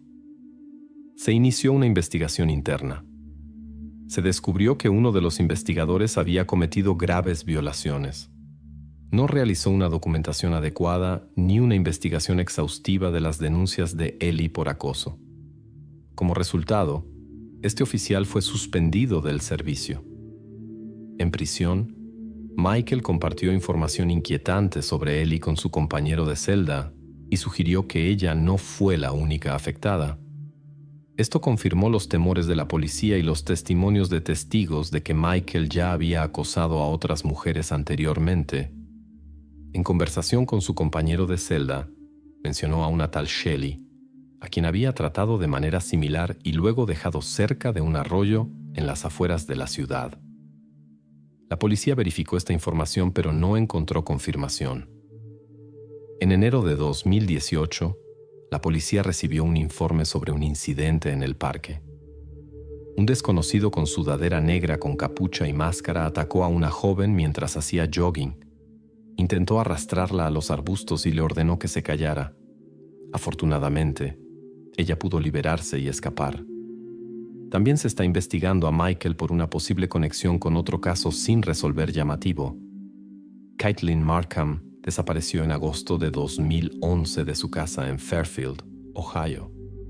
Esto ocurrió después de una fiesta en la que Michael estaba presente. Durante este evento, Caitlin se fotografió con su novio y Michael. En 2013, se hicieron hallazgos inquietantes relacionados con su desaparición en Cedar Grove, Indiana. Los investigadores descubrieron modos de operación similares a otros casos en este incidente. La investigación continúa hasta hoy. Existen sospechas sobre la participación de esta persona en otros casos similares, pero hasta ahora no se han podido encontrar suficientes pruebas. Las fiestas de invierno son un momento especial cuando las familias se reúnen, comparten calidez y alegría e intercambian regalos bajo el brillante árbol de Navidad. Sin embargo, hay quienes ven en esta época luminosa solo una oportunidad para el enriquecimiento ilícito, lo que a veces lleva a consecuencias imprevistas. La familia Harris se mudó en 1986 al pequeño pueblo de Dryden, en el estado de Nueva York. Al cabeza de familia, Tony, le ofrecieron el puesto de director de ventas en una empresa de Siracusa especializada en equipos electrónicos. En 15 años de trabajo, construyó una carrera impresionante. Cumpliendo su sueño de toda la vida, Tony construyó una casa especial para sus seres queridos. Vivió 17 años felices con su esposa Dolores. Sus hijos, Shelby de 15 años y Mark de 11 años, asistían a la escuela local. Hasta 1989, la familia estaba completamente integrada en la comunidad local. Dolores, conocida por su talento culinario, a menudo deleitaba a los vecinos con productos horneados caseros. Participaba activamente en el consejo escolar y en obras de caridad. Para ampliar sus horizontes, abrió una acogedora tienda de recuerdos y artesanías en un granero renovado junto a la casa. Gracias a su carácter abierto, Dolores hizo amigos rápidamente en Dryden. Toda la familia Harris llevaba una vida social activa, se apasionaba por el deporte y trataba de no perderse ningún evento local. El 22 de diciembre de 1989 fue el último día de clases antes de las vacaciones de Navidad. Después de clases, Shelby pasó tiempo con su novio James. Alrededor de las 15:30 tomó el autobús con amigos hasta su parada, a solo 10 minutos a pie de casa. Quedaron en verse con James más tarde, alrededor de las 7 de la noche. Ese mismo día, Rita, amiga de Dolores, vino a la tienda a comprar recuerdos festivos. La tienda estaba abierta, pero la propietaria no estaba adentro. Una llamada telefónica a casa también quedó sin respuesta. Sorprendida por la tienda abierta, Rita acordó con Dolores la entrega de las compras para las 18:30. Mark, el Harris más joven, bajó del autobús escolar alrededor de las 4. El niño se quedó con sus amigos para lanzar bolas de nieve. Aproximadamente un cuarto de hora después, Dolores habló por teléfono con su amiga Ann y discutió un próximo evento deportivo. En la conversación, Dolores estaba alegre y amigable como de costumbre. Tony terminó su jornada laboral en ese momento. A las 15:15 salió de la oficina hacia casa. El viaje normalmente duraba unos 15 minutos. Anticipando las fiestas, se apresuró a casa para ver cómo su esposa había decorado la casa para Navidad. Esa noche a las 18:30, Dolores esperaba en vano a su amiga, quien había prometido traer compras de la tienda. Un extraño sentimiento de inquietud la invadió cuando las llamadas telefónicas quedaron sin respuesta. La misma situación ocurrió con el novio de Shelby. Ella debía visitarlo a las 19 horas, pero no apareció. A pesar de numerosos intentos de contactar telefónicamente con la familia Harris, la línea permaneció constantemente ocupada. El joven no le dio mayor importancia y asumió que Shelby simplemente se había retrasado y llamaría más tarde.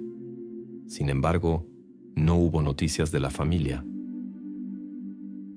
A la mañana siguiente, cerca de las 7 horas del 23 de diciembre, el penetrante sonido de una alarma contra incendios rompió el silencio uniforme del vecindario. El vecino de la familia Harris, despertado por la señal de alarma de la casa de enfrente, esperó un tiempo con la esperanza de que fuera una falsa alarma accidental. Cuando el sonido no cesó y nadie respondió al timbre, el preocupado hombre recurrió a la policía. El oficial que llegó inicialmente sospechó una falsa alarma común, como solía ocurrir en la época prenavideña. El vecindario era considerado tranquilo. Los incidentes eran raros aquí, especialmente en la víspera de Navidad. Sin embargo, las inusuales marcas de neumáticos en el camino de entrada, que cruzaban el césped, llamaron su atención. Al acercarse a la casa, el policía patrullero escuchó el persistente sonido de la alarma. Nadie respondió a los golpes ni al timbre. El primer pensamiento fue la sospecha de un incidente doméstico. Posiblemente uno de los residentes había tenido un accidente mientras cocinaba y había conducido por su cuenta al hospital. Esto también explicaría las marcas de la salida apresurada sobre el césped. Para verificar su versión, el oficial decidió entrar por el garaje que estaba sin cerrar. Dentro lo recibieron humo y un fuerte olor a combustible. Pero el signo más inquietante fueron los cables cortados del teléfono de la casa. Al inspeccionar la planta baja, El policía patrullero no encontró a nadie. En la sala había un árbol de Navidad festivo, bajo el cual se podían ver regalos de Navidad sin abrir. En el dormitorio de la hija mayor de la familia, el policía patrullero se encontró con una imagen inquietante. Después de descubrir a Shelby, llamó inmediatamente a refuerzos y continuó registrando las habitaciones. Al momento de la llegada de los servicios de emergencia y más agentes de la ley, se encontraron otras 3 personas en el dormitorio principal del primer piso. Los esposos habían sido inmovilizados en su cama y el niño estaba junto a ellos. Para la inmovilización se utilizaron diversos materiales improvisados, cuerdas e incluso una percha de alambre que sujetaba a los esposos. En las cabezas de los 3 había fundas de almohada. Shelby también estaba atada a una silla con cables y una percha doblada. Los policías descubrieron fragmentos del vestido de Shelby para el baile navideño escolar. Estaba rasgado y había sido usado para el atamiento. Los especialistas de bomberos determinaron que el incendio fue provocado intencionalmente. Descubrieron 3 focos de incendio en diferentes habitaciones. El perpetrador intentó destruir evidencia mediante el fuego. Afortunadamente, no logró eliminar completamente las pruebas. Los expertos recopilaron muchos datos que permitieron reconstruir los eventos de aquella noche de Navidad. Presumiblemente, entre las 16:30 y las 17:00 del día anterior, alguien entró en la casa y amenazó a toda la familia con un arma de fuego. Según la evaluación de los investigadores, permaneció allí hasta aproximadamente las 22:30. A primera hora de la mañana, el perpetrador regresó para borrar huellas, tras lo cual el incendio se inició alrededor de las 6:45. El sistema de alarma contra incendios reaccionó a tiempo. El vecino reaccionó rápidamente a la señal de alarma y contactó a los servicios de emergencia a las 6:58. Los expertos en incendios determinaron que la alarma se activó casi inmediatamente después del inicio del incendio. En la casa se encontraron varios contenedores de combustible, bidones de plástico y metal. Los investigadores sospecharon que el combustible provenía del garaje de la familia, donde se almacenaban las reservas del cabeza de familia. En toda la casa se encontraron numerosas colillas de cigarrillo, aunque nadie de la familia podría haberlas dejado. Obviamente, pertenecían al perpetrador. Desafortunadamente, estas fueron las únicas pruebas sustanciales. Se tuvo la impresión de que las habitaciones fueron limpiadas a fondo. No se pudieron encontrar huellas dactilares. La investigación de la escena del crimen resultó poco productiva. Ni siquiera se pudieron encontrar casquillos de bala. El perpetrador evidentemente procedió de manera metódica e intentó no dejar rastros que pudieran conducir hasta él. Una peculiaridad del caso dificultó el trabajo de los técnicos forenses. Las huellas fueron destruidas con combustible.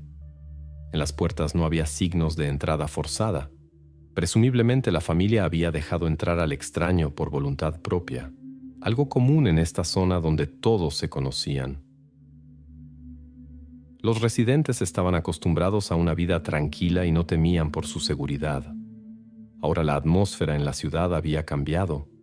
La gente miraba con desconfianza a sus vecinos e intentaba entender quién podría haber traído la desgracia a toda la familia. Los Harris eran considerados personas amables y bondadosas, sin enemigos. Llevaban una vida ejemplar, sin conexiones con el mundo criminal, sin deudas ni dependencias. Los esposos eran fieles el uno al otro y religiosos. Pasaban los fines de semana juntos y participaban activamente en la vida escolar de los niños y en eventos deportivos del distrito. Por la mañana, los investigadores descubrieron la furgoneta familiar de los Harris. Se encontraba en un estacionamiento a 7 kilómetros al oeste de su casa. Llegó información sobre el uso de las tarjetas bancarias de la familia en varios cajeros automáticos de la ciudad. El 23 de diciembre, estas tarjetas también se usaron para compras en varios centros comerciales. lo que ayudó a determinar el tiempo aproximado que el perpetrador pasó en los cajeros automáticos. A finales de los años 80 aún no existía un sistema desarrollado de videovigilancia, por lo que había que basarse en testimonios de testigos oculares, especialmente de empleados de tiendas. Resultó que un hombre pagó 4 veces con la tarjeta de Tony Harris y una mujer pagó igual número de veces con la tarjeta de Dolores. Llamaron la atención por sus grandes compras: electrodomésticos, electrónica, ropa interior, vestimenta y joyas caras. Un empleado de la tienda de artículos para el hogar proporcionó información valiosa. Recordaba a un cliente extraño que olía fuertemente a gasolina y tenía manchas de aceite en los pantalones. El vendedor ayudó a crear un retrato robot que fue precisado con la ayuda de otros testigos. Se buscaba a una pareja de piel oscura, un hombre de unos 30 años, de estatura media con pelo rizado, y una mujer de unos 50 años. Los retratos robot fueron difundidos al público para su búsqueda. El mismo día se recibieron varios informes. Particularmente importante resultó el testimonio de un profesor universitario que vivía a 1 kilómetro de la escena del crimen. En la mañana del 23 de diciembre, notó la furgoneta de los Harris moviéndose lentamente. En ella iban un hombre de piel oscura y una mujer que coincidían con los retratos robot. El profesor los reconoció como vecinos, madre e hijo. Siguieron más testimonios. La gente vio a los sospechosos en cajeros automáticos, en tiendas, y mencionaron los mismos nombres.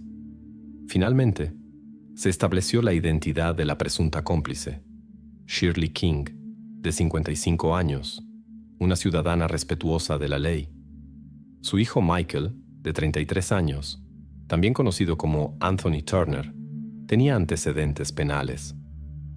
En el año 1979, Michael fue condenado por allanamiento de morada, pero ya el 19 de febrero de 1980 fue puesto en libertad condicional. Se estableció con su novia y su hija de 2 años en un dúplex. En la otra parte de la casa vivía su madre. Antes de esto, había cometido algunos delitos menores, pero no tuvieron consecuencias graves. Hasta 1982, Michael volvió a estar bajo custodia, esta vez por posesión de un arsenal de armas. Durante su tiempo en prisión preventiva, expresó su pesar por no haberse resistido a las autoridades. El joven tenía un rico pasado criminal, principalmente robos a casas utilizando equipo de disparo. Hasta el incidente con la familia Harris, sus acciones no habían incluido conflictos serios con personas. A pesar de las sospechas y testimonios, los investigadores no pudieron presentar cargos relacionados con la familia. El joven fue puesto bajo vigilancia. Los vecinos consideraban a Michael y Shirley bastante extraños. En los 2 años de su estancia en el dúplex, apenas habían tenido contacto con su entorno. La propietaria contó que la pareja debía $700 de alquiler y $550 de gastos adicionales justo antes de los tristes acontecimientos. Un día después del incidente, sorprendentemente encontraron medios para saldar las deudas. El 26 de diciembre, un tal Stephen May, que conocía a Michael desde finales de los 70, se presentó a la policía. Stephen confesó que había sido su socio en uno de los robos navideños de objetos de valor. Describió a su conocido como alguien que, como el Grinch, deliberadamente arruinaba las fiestas de la gente. Cada Navidad, visitaba un apartamento o una casa. Según el relato de Stephen, visitó a su conocido el día después de lo sucedido, quien le mostró equipos de fabricación propia y dispositivos modificados.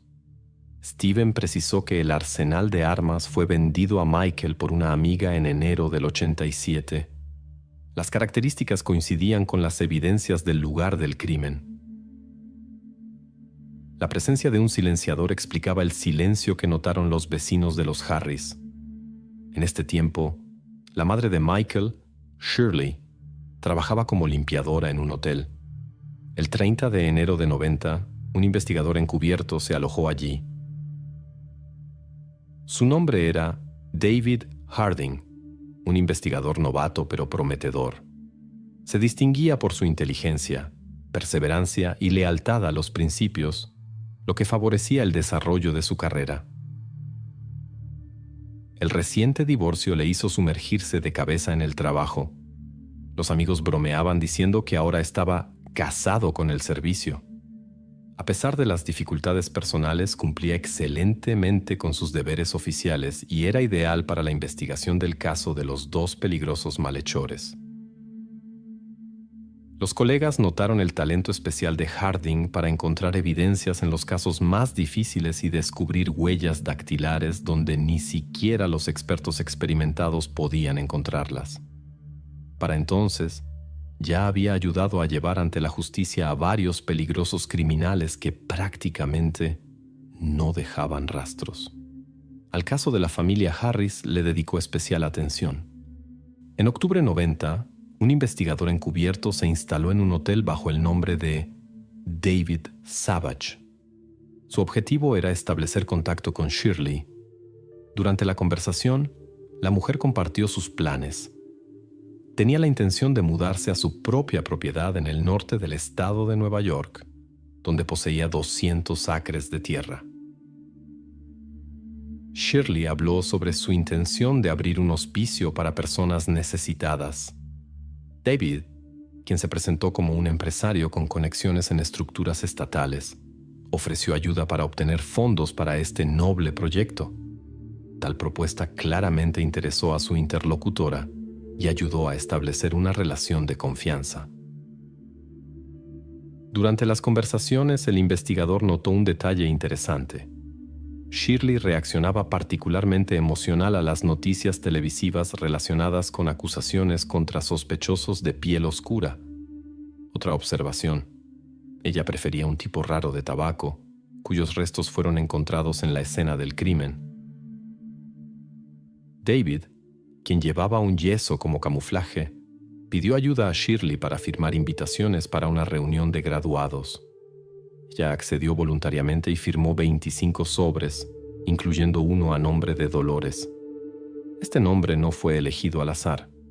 Se planeaba comparar la escritura con las firmas de una tal Dolores en cheques de tarjetas de crédito de personas desaparecidas. Con un simple truco, pidiendo un vaso de jugo de naranja, el investigador obtuvo las huellas dactilares de Shirley. En conversaciones posteriores, la mujer habló sobre sus hijos, Robert y Gabriel, que viven en otros estados. Es notable que no mencionó ni una palabra sobre su hijo Michael King y sus nombres alternativos. Ante la pregunta sobre problemas anteriores con la ley, Shirley reaccionó de manera inusual, pero mantuvo la compostura. Aunque anteriormente se informó que no se encontraron huellas dactilares en las casas de las víctimas, Harding estaba convencido de lo contrario. La búsqueda simplemente no había sido lo suficientemente exhaustiva. Sus sospechas se confirmaron 2 días después de conocer a Shirley. Se descubrió su huella dactilar en un bidón de la casa de Harris. Esto, junto con otras pruebas, resultó suficiente para presentar cargos oficiales contra los sospechosos. El 7 de febrero de 1990, una unidad especial de las fuerzas del orden se dirigió al dúplex de Michael para realizar registros. Se sabía que en la casa de los King se guardaba un impresionante arsenal. Debido a las declaraciones anteriores de Michael sobre su disposición a enfrentarse a la policía, se desplegó un helicóptero de rescate como medida de seguridad. Varios equipos de paramédicos estaban en espera en caso de complicaciones. Cuando la unidad entró en el dormitorio, descubrieron a Michael armado en la cama. Después de ordenarle que cesara la resistencia, se levantó bruscamente y se escuchó una detonación. Hubo fuego de respuesta. Más tarde, se encontró un fragmento en el techo que confirmó la legitimidad de las acciones de los investigadores. En ese momento, Shirley King ya estaba bajo custodia. En la parte del dúplex donde vivía Michael, se descubrió un taller con banco de trabajo, máquinas y herramientas. Según informó su conocido, todo esto se utilizaba para fabricar equipos artesanales y objetos afilados para la venta. Se encontraron ejemplares de estos productos junto con munición por toda la casa. Los investigadores también descubrieron la bicicleta del joven. Presumiblemente la usaba para acercarse discretamente a la casa de los Harris. En la mitad del dúplex donde vivía su madre, encontraron cigarrillos de la misma marca que en la escena del crimen. La policía confiscó un encendedor que fue comprado el día en que el vendedor de la tienda de artículos para el hogar notó a un cliente extraño con fuerte olor a gasolina. Durante el registro de la habitación de Michael, se encontró equipo de asalto 22 modificado. Coincidía con la descripción del objeto del que había informado el conocido del sospechoso. El examen balístico confirmó la relación de este objeto con el incidente en la casa de los Harris. Durante los interrogatorios, Shirley insistió en su inocencia y alegó que los investigadores intentaban acusarla sin fundamento. Admitió que su hijo le había dado una tarjeta de crédito ajena, pero supuestamente no se había interesado por su procedencia. La mujer negó las acusaciones y dijo que habría sido irrazonable causar daño a toda una familia por unos miles de dólares que habían gastado con su hijo. Más tarde cambió su testimonio. Admitió las acciones de su hijo, pero insistió en que no sabía nada de sus intenciones.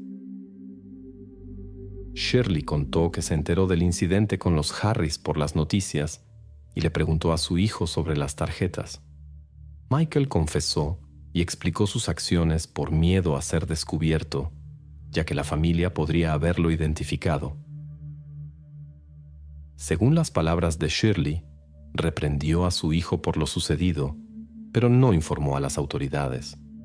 Sin embargo, una nueva investigación refutó sus afirmaciones sobre su no participación. En uno de los bidones se descubrió una pequeña huella dactilar que, según Harding, pertenecía a Shirley. Los investigadores sospechaban que Shirley no estaba presente durante el incidente con la familia, pero definitivamente apareció más tarde. Como camarera de hotel, se dedicaba profesionalmente a la limpieza de habitaciones y podía eliminar diferentes tipos de manchas. Estas habilidades probablemente la ayudaron a limpiar a fondo la casa de los Harris. A principios de agosto de 1990, el caso de Shirley fue llevado a juicio. La acusación presentó 12 cargos, incluyendo complicidad en allanamiento, alteración de la escena del crimen, incendio premeditado, posesión de propiedad ajena y obstrucción de la investigación. El 13 de agosto, el fiscal sugirió una participación más seria de Shirley, pero debido a la falta de pruebas, estos cargos tuvieron que ser retirados. Se sabe que la novia de Michael vivía en su dúplex y estaba allí en Navidad. Durante la audiencia, confirmó la coartada de Shirley y contó que su novio condujo 2 veces a algún lugar sin explicar a dónde. Su madre se quedó con la joven toda la noche. Sin embargo, sospechaba que la mujer se fue con Michael durante la noche. Según los investigadores, después del incidente con los Harris, ella decidió ayudar a su hijo a borrar las huellas. El principal testigo de cargo fue David Harding. Su testimonio emocional pareció convencer definitivamente al jurado de la participación de Shirley. El jurado la encontró culpable de todos los cargos: incendio premeditado, allanamiento de morada, falsificación de documentos, obstrucción de la justicia y posesión ilegal de propiedad ajena. La sentencia fue de 44 años con posibilidad de libertad condicional después de 18 años. Ante el jurado, Shirley admitió usar una tarjeta de crédito ajena, pero insistió en que no conocía a su propietario y nunca había estado en la casa de los Harris. Acusó a David Harding de manipular pruebas, parcialidad y difamación deliberada para cerrar el caso. Estas declaraciones fueron ignoradas, pero la historia dio un giro inesperado. A principios de 1991, David Harding se sometió a una prueba del detector de mentiras al intentar unirse a la CIA. No pasó la pregunta sobre el caso de Shirley King, lo que levantó sospechas sobre posible falsificación de pruebas. Durante la revisión se descubrió que la huella digital supuestamente encontrada en el bidón y atribuida a Shirley, en realidad, nunca nadie la había visto. Los expertos que originalmente trabajaron en el caso confirmaron que no encontraron nada durante la investigación de la escena del crimen. David y su colega policía fueron acusados en varios casos similares, incluyendo la persecución ilegal de Shirley. En noviembre de 1992, el caso dio un giro inesperado. Harding confesó haber hecho declaraciones falsas. El tribunal lo condenó a 4 años y medio de prisión. La misma sentencia recibió su colega policía, quien conocía y encubría las acciones de su compañero. Este caso se convirtió en el punto de partida para una revisión exhaustiva del trabajo de la policía de Nueva York, que reveló todo un sistema de violaciones similares. Como resultado, se llevaron a cabo serias reformas en los métodos de trabajo de las fuerzas del orden locales. Después de la confesión de Harding, Shirley fue liberada. Había pasado aproximadamente 2 años y medio en prisión. La mujer confirmó su participación en el uso de tarjetas de crédito ajenas y la falsificación de documentos, pero ya había cumplido completamente la sentencia por estos delitos. Ahora Shirley decidió exigir una compensación por los daños morales sufridos. Acudió al tribunal, que se puso de su lado. El 13 de diciembre de 2007 se tomó la decisión de pagarle $286,000 del estado de Nueva York. El tribunal determinó que el departamento de policía de la ciudad era responsable por negligencia, supervisión inadecuada y violaciones intencionales. Shirley confesó más tarde que quería mirar a Harding a los ojos durante el juicio, cuando se revelaron sus acciones ilegales. Estaba segura de que habría visto mentira y miedo en su mirada. En el año 2015, Shirley falleció. Tenía 80 años. Mientras tanto, la culpabilidad de su hijo en el asunto del incidente con la familia fue completamente probada. Él realmente estuvo involucrado en lo sucedido con la familia Harris.